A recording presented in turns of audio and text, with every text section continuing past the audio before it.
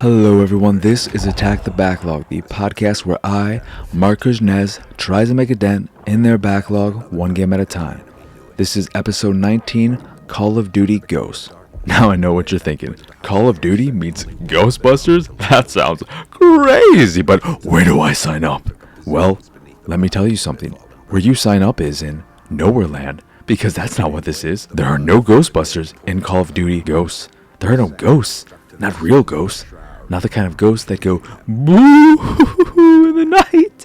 No, this is just another Call of Duty game. However, there is no zombies mode, and there is a multiplayer mode. I don't know where I was going with that, but instead of a zombies mode, there is a alien invasion mode or something where aliens come out and you are turning on batteries or some shit. It's okay. It's their horde type mode for ghosts, but it's not all that special. This is a Call of Duty game from Infinity Ward, who are best known for the first Modern Warfare game, and they went on to do Modern Warfare 2 and 3. 2 was the last game helmed by Vince Zampella and Jason West, who went on to form Respawn Entertainment after that, so it's not the Infinity Ward that many people love. This is the new Infinity Ward, the Infinity Ward that has been nothing but a shadow of its former self since their departure. And I think some key staff might have left at that time too. I can't remember how it all went down. But this is an Infinity Ward Call of Duty game, and it is probably the worst Call of Duty game I've played. And not because it's mechanically broken or anything. It feels like a Call of Duty game. But the game, the story, the character, it's the least exciting Call of Duty game I've ever played. And that is in part because the story isn't all that exciting. The characters don't seem to really care about what's happening. You play a silent protagonist through most of the game, and your brother is played by Superman Returns, and your father by Angry General Dude from Avatar, who was also the guy who drank his own body fluids in Don't Breathe. You know who he is. And then, of course, Superman Returns is Brandon Routh. And Brandon Routh in particular gives a dead performance that left me wondering if he could feel anything at all. It's reminiscent of his performance in Superman Returns. But the story is whatever. There are these ghosts who are special soldiers who are capable of doing this or that, or they can go in, do this, and disappear like a ghost. And you find out some point during the game that your father is one of these ghosts. And during a mission way back in the day, he let one of his partners, maybe his best friend, I don't know if they were best friends, maybe they were, I can't remember. He let his best friend go so that he could live and his best friend could die because his best friend wanted to die. No, he let go of his friend because if he held on, then they would both die, and so why let that happen? And then years later, you find out that that ghost actually survived, and he's coming to get you. He's coming to get you, because that's what ghosts like to do. They like to come and get you. Haven't you ever seen that movie with Patrick Swayze? Patrick Swayze is coming to get you. If this game starred Patrick Swayze as a ghost who likes to do pottery, though in the movie he doesn't like to do pottery, it's Demi Moore who likes to do pottery. But if they combine the two characters and he was a ghost who liked to do pottery and also stripped on the side and had a friend who put cockroaches into yogurt, then I would be way more interested in this story. But that's not the case. The story follows as this reveal happens, and then you are tracking him down. He kills your father. Well, he makes you shoot your father, and then he shoots him a bunch more times.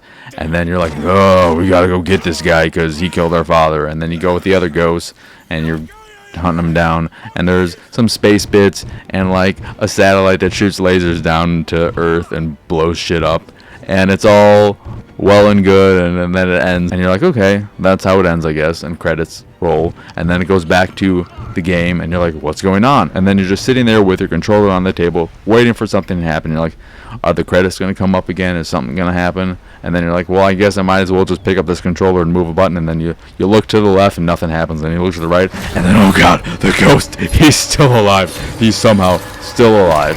And he punches you or something, or kicks your brother, who he shot already. And then he's like, hey, would you like a knuckle sandwich? And Superman Returns is like, no, I don't want a knuckle sandwich. Well, Too bad I don't have any anyway, but I do have a boot, and you have a face. Blah, blah, blah. And he kicks the brother in the face, or something like that. And then I think he punches you or whatever, and he's like, okay. And then it ends for real. Something like that. I don't remember exactly, because it's a very forgettable story. There are some kind of cool moments in the story. The bits in space are cool conceptually, but in practice they're not the most fun to play, in part because you're floating around and finding cover is problematic at times. There is a bit underwater where you have to avoid sharks at times, and that is kind of neat, but still not all that great. And overall, the campaign is very, very forgettable, with no moment in particular that stands out. You know, there are missions from previous Call of Duty games that I remember fondly, and I can't think of one that I'll remember fondly from Ghosts. I'll remember some, of course, because I'll think about the space bits and how weird they were, but I'll probably associate them with a different Call of Duty game, because I didn't even remember that they were part of Ghosts. But yeah, the campaign is just whatever. You get through it in, I don't know, 5-6 hours, and then you're done with it.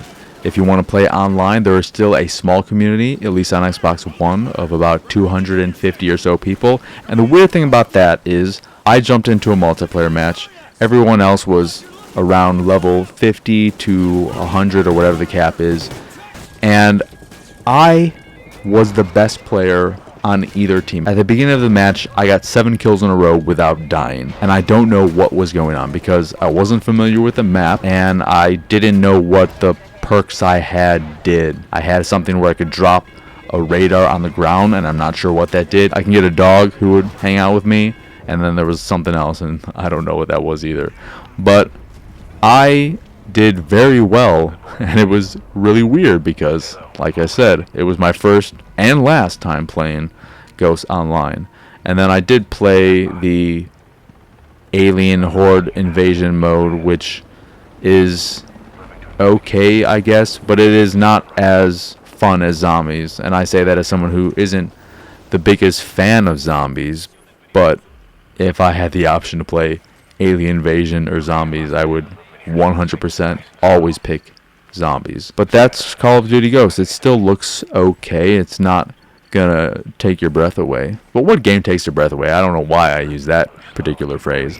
It's not gonna blow you away. You're not gonna use Ghosts to show off your 4K TV, but it's alright looking for a game that is however old it is. I think it was a launch or near launch title for the next gen platforms, or the current gen platforms now. One of those cross-platform games. Though I think a lot of the Call of Duty games ended up being cross-platform. I think up until Black Ops 3. But yeah, it looks fine and whatever.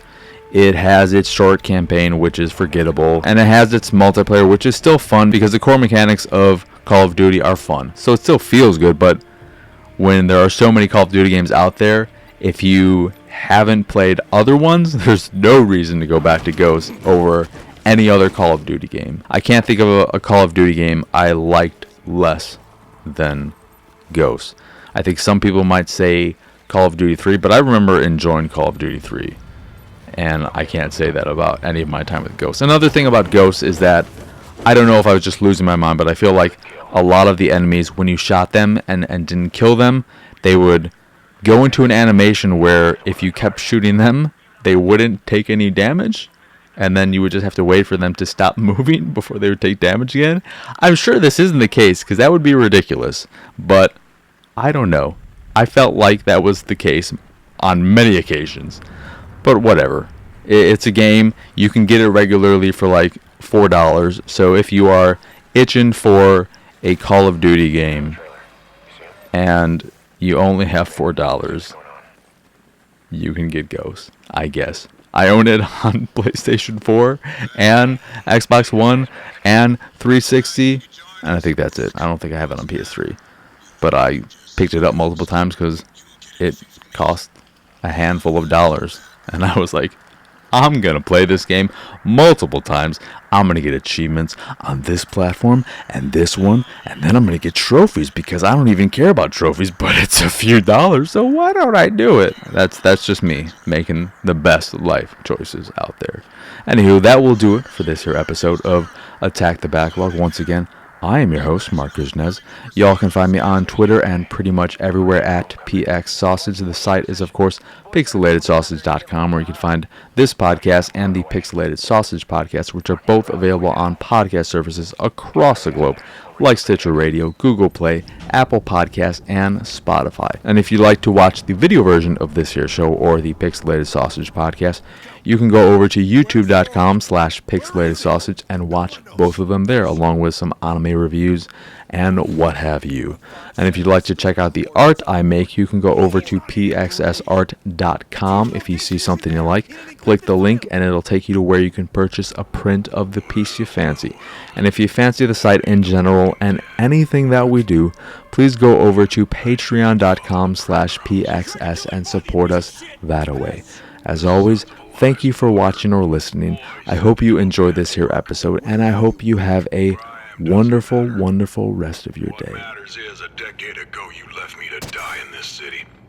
And from this night forward, Elias lives with the knowledge he sent his own sons to their death.